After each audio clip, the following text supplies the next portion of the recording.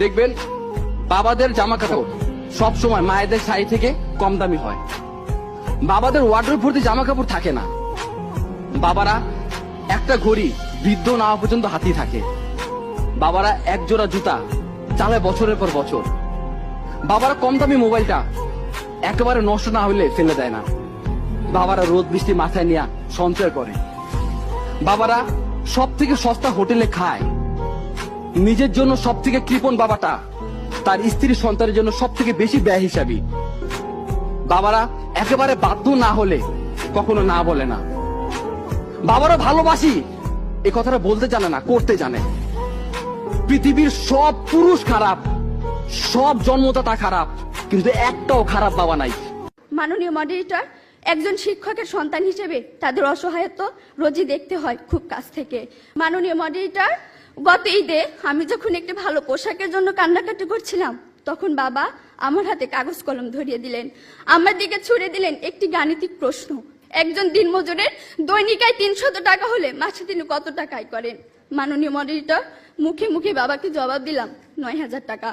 বাবা আমার কাঁধে হাত রাখলেন, চুলের মাঝে হালতো বিলি কেটে বললেন, মা রে, তোর এই বাবা হাই স্কুলের শিক্ষক হিসেবে মাসে 8000 টাকা বেতন পায়। আমি কোনো প্রশ্ন করতে পারিনি বাবাকে। লজ্জায় বাবার মাথাটা নিচু হয়েছিল। পৌরাত্বের দ্বার প্রান্তে দাঁড়ানো বাবার বয়সী চোখ হতে খসে পড়ে জল। জানি না মাননীয় মডারেটর, আমার বাবার বয়সী চোখ থেকে খসে পড়া জল শিক্ষার মানকে কতটা টেনে তোলার যোগ্যতা রাখে।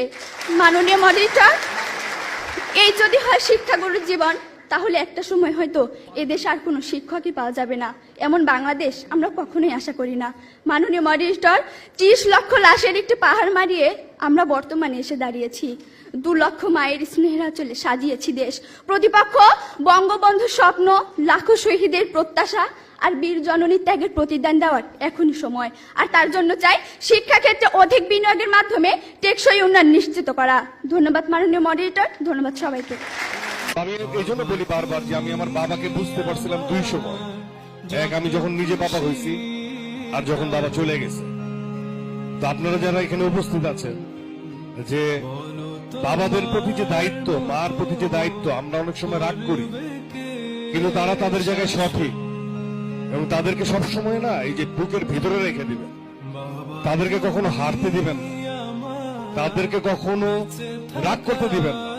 কারণ তারা তাদের সময় মতো, সময় উপযোগী, তারা যেভাবে বুঝ তাদের সেরকম তারা বোঝে।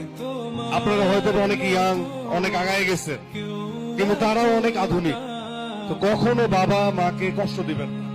আমি পৃথিবীতে সবচেয়ে বেশি যদি ভালোবাসি, সেটা সত্যি কথা আমার আব্বুকে আমি ভালোবাসি। এখন বুঝতে পারতেছি যে ইনকাম জিনিসটা কি, কাজের পরিমাণ যে কি। কারণ বাবা তো যে পরিমাণের কষ্ট করতেছে এখন বুঝতেছি, কারণ আগে তো কাজ করি নাই। আমি আমার বাবাকে এখনো একটি কথা বলতে পারিনি। সে যেভাবে আমাকে কোলে পিঠে করে মানুষ করেছে, আমি তাকে সেই সেবাটুকু তার এই বৃদ্ধ বয়সে এখনো দিতে পারিনি। আমি কষ্ট করে বাবাকে টাকা পয়সা দেই, এটাই আমার ভালো লাগে। আমি আমার বাবাকে অনেক বেশি ভালোবাসি, বাট হয়তো বা ওইভাবে এক্সপ্রেস করা হয় না। আর বাবা আমার লেখাপড়া সম্পর্কে অনেক শাসন করে।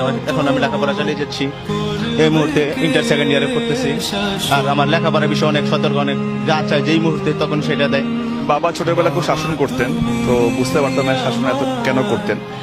বড় করে বুঝতে পারলাম যে শাসনের পেছনে অনেক কারণ ছিল। বাবা তো হচ্ছে লাইফ সাপোর্ট।